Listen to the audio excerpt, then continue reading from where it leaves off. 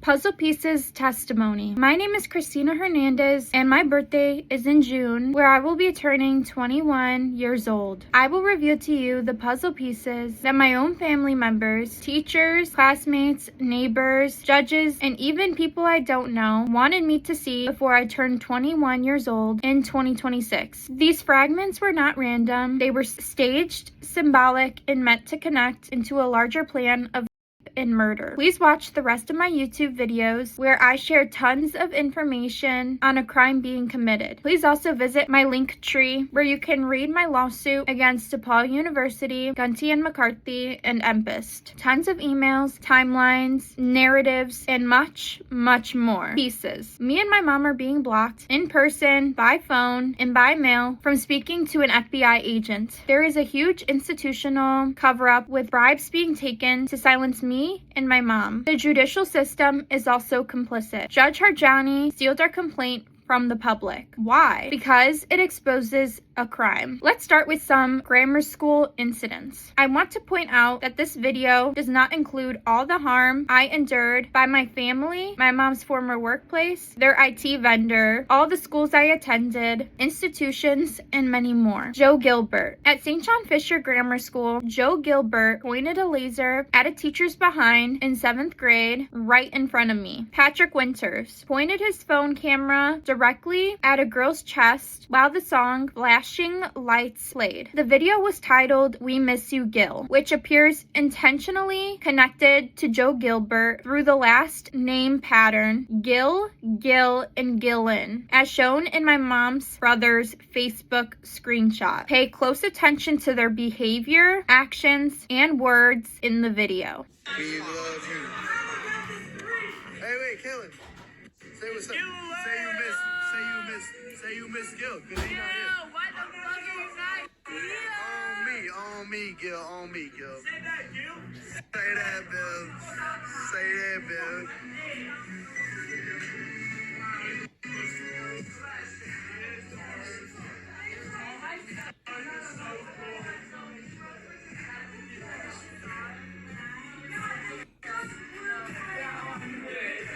That's all right. Say what's up to Gil. What's up?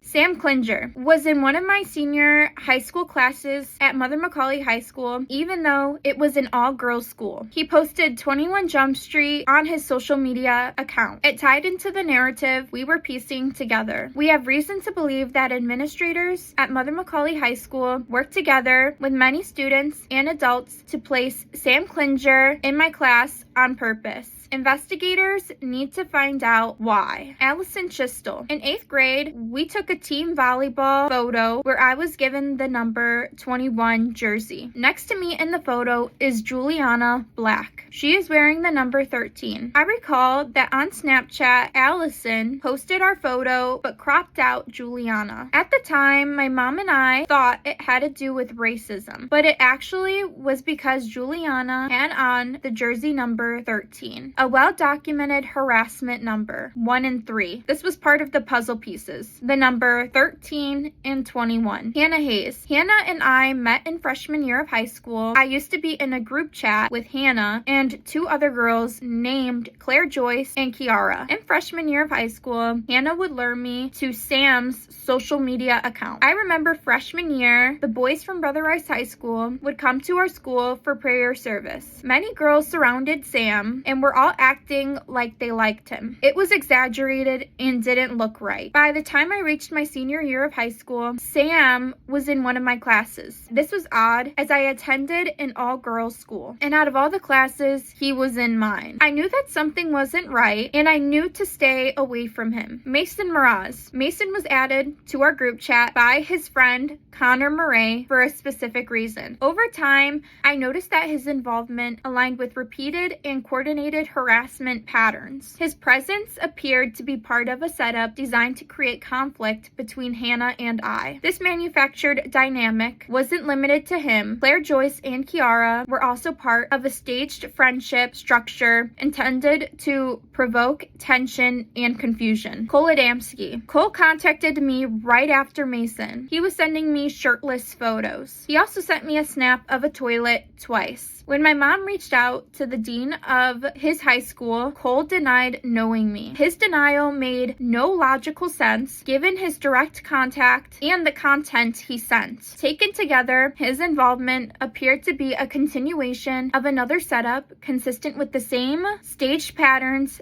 that were already unfolding. My mom had concerns that when I returned to school, my senior year of high school, that someone was planning to video record me in the school washroom. The school did nothing and never responded to this concern. Other students from my school and different schools were posting bathroom stalls and bathtubs. Now we know this was being done on purpose because we were being watched through cyberstalking inappropriately. Besides cyberstalking, we have reason to believe that we were being blacklisted.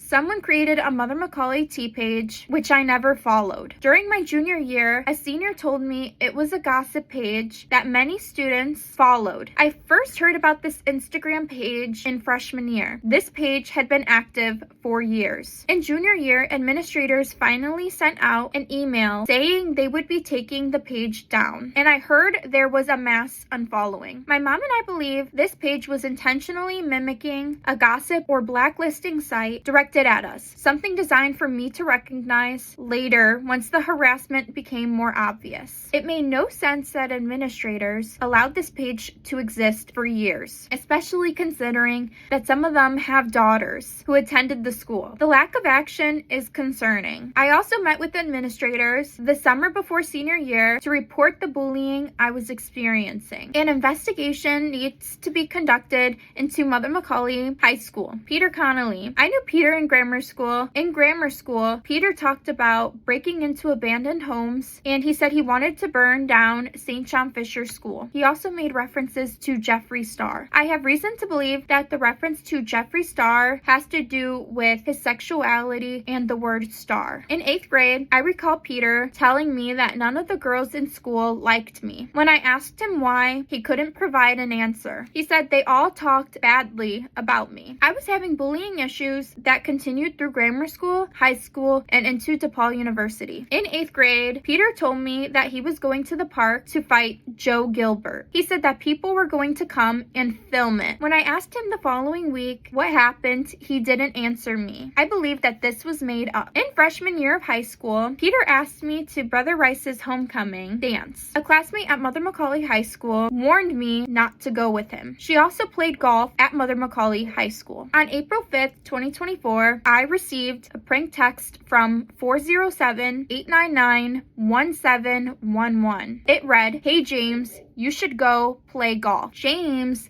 is also the first name of two partners at my mom's former workplace at the law offices of Gunty and McCarthy. In senior year at Mother Macaulay High School, I stood in the hallway while the criminal justice teacher came up to me and stared at me as if in shock. I looked confused and she asked how I was doing and then walked away. Right after this incident, I received an email from someone I didn't know from Macaulay, and she asked me if I wanted to speak at a golfing event for Mother Macaulay High School. This was staged between the criminal justice teacher and this woman. I remember when I declined to go to the dance with Peter, he cried. It felt manipulated and staged. I did not attend the freshman Brother Rice High School homecoming dance. I didn't know then, but now after everything I have gone through, I believe there was a plan in place to happen to me the night of the homecoming dance. I took the prank text to go play golf as a message to the girl who warned me, like, stick to golf and shut up. The criminal justice teacher, the woman who sent the email regarding golf, the prank text, and the name James was done on purpose for me to piece together the plan. The girl who warned me played golf. The name James connects to my mom's former workplace, and I was invited to speak at a golf club, which I found odd. This enforces that the principal, administrators, teachers, students, and many others, especially in the Beverly area of Chicago, knew what was planned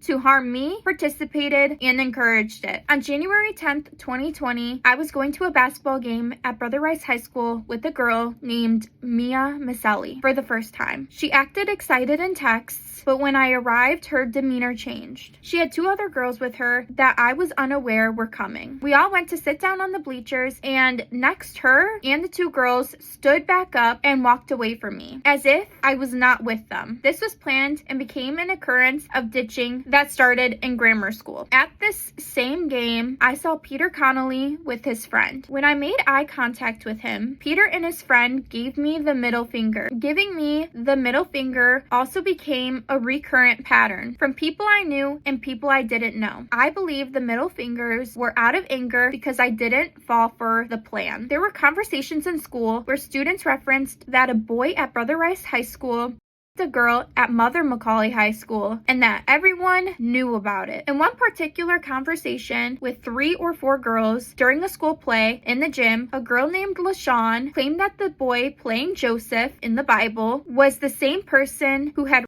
a girl at Mother Macaulay and that everyone knew about it. I immediately questioned how he could still be enrolled at the school if that were true. The entire exchange felt staged and inconsistent. There were also many references to a senior being pregnant, even though I never saw her, and classmates would ask if the senior would wear a white dress at graduation. This was a recurrent conversation among classmates being said to me. The pregnancy references started freshman year of high school, and then all of a sudden, there is a male student in my senior class. The same male student who classmates at Mother Macaulay seemed to like freshman year. In my freshman or sophomore year of high school, my mom bought me a pair of white gym shoes for school. I noticed Hannah Hayes bought the same gym shoes and started to wear her hair like me, and so did many other students. On March 7th, 2023, Miss McCormick, my AP English teacher, came into the room where I was sitting alone, having my lunch. She came in there with a pair of white shoes in her hand and was talking to Mrs. Callahan, who sat in there during my lunch period. For senior year, we were given the option to purchase white shoes and decorate them for graduation. I did not buy a pair, and I do not recall this being a tradition that Mother Macaulay had in previous years. Going back to the conversation between Miss McCormick and Mrs. Callahan, now appears staged to me. Miss McCormick was finding an excuse to talk to me. While I was eating lunch, Miss McCormick approached me and asked if I could draw. Even though I showed no interest, she was unusually forceful and told me that I was going to draw 2023 on her white shoes. Out of all the students, she came to me. The senior students were then invited to sign her shoes. I know now this was a souvenir. The timing stood out. This happened on March 7th, the same date that appeared in Hannah Hayes' museum post, which included a note reading Saudada's Sophie Rubin 03-07. This connected back to a comment from my grandma on my dad's side, who once said that Sophia was my real mom. The use of the word Saudada's also seemed intentional because of the embedded word dad. Taken together, these details formed another puzzle piece in the larger pattern. A few things stand out about Miss McCormick. The students chose her to be the speaker at our graduation, and she was introduced as Queen. For our final English assignment senior year, she was the one who required us to create a video about our experience at Mother Macaulay High School. These videos were played during our last days of school. On the day my video was shown, which was also the last day of school, we had mass. I didn't attend classes that day and only came for mass. As we were walking towards the auditorium, Miss McCormick stopped me in the hallway and told me that the students roared during my video. Her comment didn't match reality. The reaction she described was completely inconsistent with the bullying and negative behavior that most students had directed towards me throughout high school. I would also like to add that I titled my senior year video Justina. It was a combination of my name and Jake Paul. At the time, I was taking MMA classes and have been a fan of Jake Paul since I was little. In October 2023, I was now at DePaul University's nursing program. My mom received a tutor suggestion from Superprof. Here we go again. Sophia at 3 years old, Sophie in high school, and now Sophia in college. Sophia's tutor profile became another concentrated puzzle piece. Her name echoed my grandma's claim that Sophia is your real mom. Her 37 reviews included names like Justina, Angelina, Sophie, Jake, John,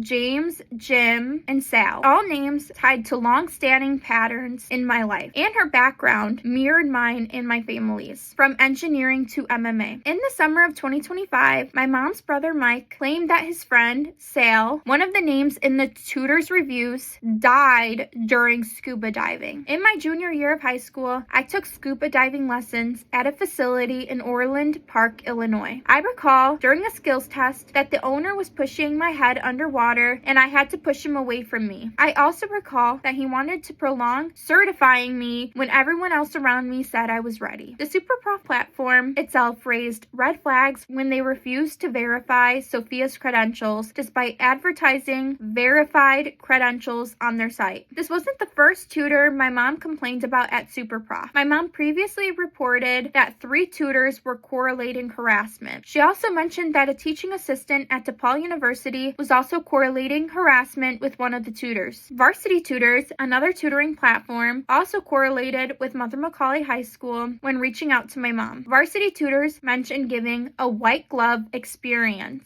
And right after this message, my mom received a Mercy Day text from McCauley. At Mother McCauley, we wore long white gloves at graduation. I also want to add that my mom kept receiving texts from McCauley even after she unsubscribed. Taken together, the names, timing, professions, and platform behavior formed a dense cluster of symbolic parallels that clearly fits into the larger pattern we will expand on in another full video. The specific mention of a white glove and a mercy text need to be investigated. In senior year, I was walking to my class when a huge number of students started to yell out, "Fight, fight," after lunch. Everyone was surrounding 2 girls and filming. Miss Mixon told everyone to go to class. There was no fight. It was staged. They were playing thumb war. It made no sense. On November 6, 2021, my brother sent me a snap showing a school bag with a pin that read, "Impeach Nixon," along with the caption, "We need to take a stand," and a raised fist gesture. Although the name resembles Mixon, there was no explicit context connecting the snap to Miss Mixon, so I am documenting it as a phonetic coincidence that stood out within the broader pattern. When I would walk through the hallways and in class, there were times when a student would take their phone out and sing happy birthday to another student or teacher. At times, it was noticeable when they waited for my presence before doing so. In junior year of high school, I saw a cookie on a girl's desk and asked her if it was her birthday. She replied no, and a student named Ellie was laughing over my question. I recall many times in my freshman gym class at Mother McCauley where the girls would take out their cell phones while we were changing clothes and filming. I also recall that the lock on my locker for gym class was accessed and someone took over my locker. This person knew my code through the cyberstalking that was happening against me, my mom, and her parents. My high school locker, not my gym locker, was also accessed my freshman year. Someone knew the code for this lock and was able to open it. They then purposely backlocked it. Again, I never gave out my code. This was a different locker. This was a different lock, different code, and both incidents happened during my freshman year of high school. These are 2 separate incidents regarding locks. We have reason to believe that this connects to the home we live in, Chicago, and my grandma's cottage she has in Michigan. 2 locks, 2 homes, and insinuation to a takeover. We documented in the complaint that someone was accessing the home in Michigan and committing acts of vandalism. There were also 2 animals drowned using my grandma's garbage can and left on the property in Michigan for us to find on my birthday. Through cyberstalking, they knew our activities. We have reason to believe that Ruben Jimenez, aka Jr., my dad, started this crime and many family members are participating. We believe he started this on March 7th, 2007. While events were unfolding over the years, my own family, classmates, teachers, and many others were correlating harassment. Peers would post on their social media accounts, and it wasn't until high school that I realized posts were directed at me. My mom's former workplace was also correlating with my family, classmates, and professors at DePaul University to harass me, my mom, and her parents. The cyberstalking has been going on for more than a decade. The harassment is not limited to Chicago where we live, but also Michigan where my grandma owns a cottage. I was cyberstalked as a little girl in both of those states. In senior year of high school, I traveled to New Mexico and Arizona. I was cyberstalked in those states. I was a minor at the time. In 2025, my mom and I were cyberstalked in Missouri, Oklahoma, Texas, New Mexico, and Arizona. This was on our road trip to Turning Point, USA. As far as Michigan goes, someone is entering the Michigan home with keys. This person is committing acts of vandalism and theft. The plan is to confuse us and question who is doing this. They want us to be surprised when they enter in an ambush attack while we sleep. The real surprise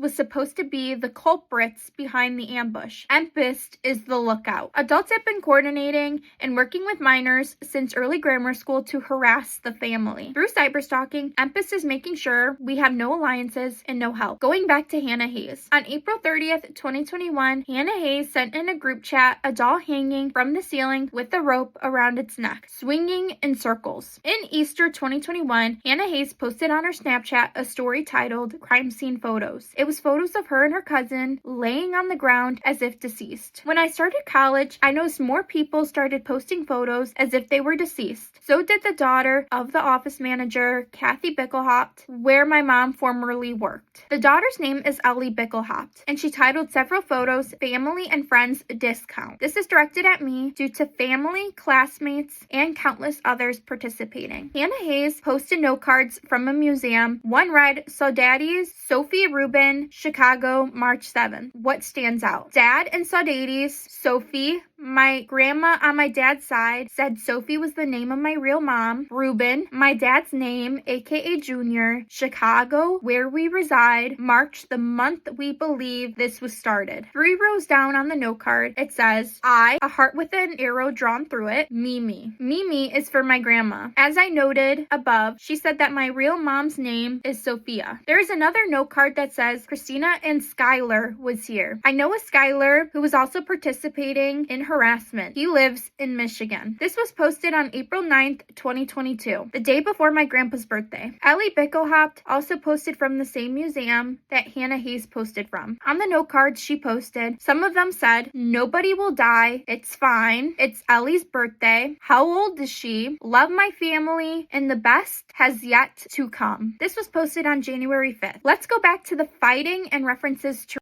at DePaul University, a nursing student told me during my biology lab class that she had morning sickness. At DePaul University, the same nursing student told me a story where she was in a fight with another girl in high school and that another student was filming it. She said that she didn't know that the girl was pregnant and that the girl lost her baby due to the fight. She also mentioned that the administrators took the fight off her record because they liked her and didn't want it to go against her when applying for college. She specifically mentioned her counselor was the one to remove this. She said the pregnant girl was not aware that this happened. In high school, Hannah Hayes showed me a video from her cousin's high school of a girls' fight. In high school 2022, I volunteered in LSIP at basketball games. I recall that the girl who worked there also took out her phone to show me a girl fight at her high school that was recorded. I also recall that the head of the field house, his name is Chuck, changed drastically towards me. He was nice when he met me, then became very distant and rude. During my senior year of high school, my mom and I attended awards night. While walking through the parking lot to the event, a student by the name of Ellie kept turning around and staring at us. We can tell she was looking for an altercation. She also stared at us throughout the awards ceremony. After the ceremony, my mom and I walked back out to the parking lot, and 2 girls who were about to get into a car jumped back out and stared us down as if looking for an altercation. There were too many references to the number 6, harassments with birthdays, golf, football, fighting, white dress, pregnancy, suicide, and video recording. An investigation needs to take place as to whether there were multiple illegal and criminal setups against me in high school involving multiple boys and girls participating. Also, if the schools were on board to cover it up. An investigation at Mother McAuley High School will prove that they knew what was being planned against me and didn't do anything. They allowed it, they encouraged it, and pretended they didn't know anything while allowing the harm to escalate. Students, administrators, teachers, and the principal all participated. Expose them all and shut the school down. This didn't start at Mother McAuley. It continued from St. John Fisher School and then into high school and then DePaul University. DePaul University illegally let me go because child predators paid them to do so. Shut them all down, close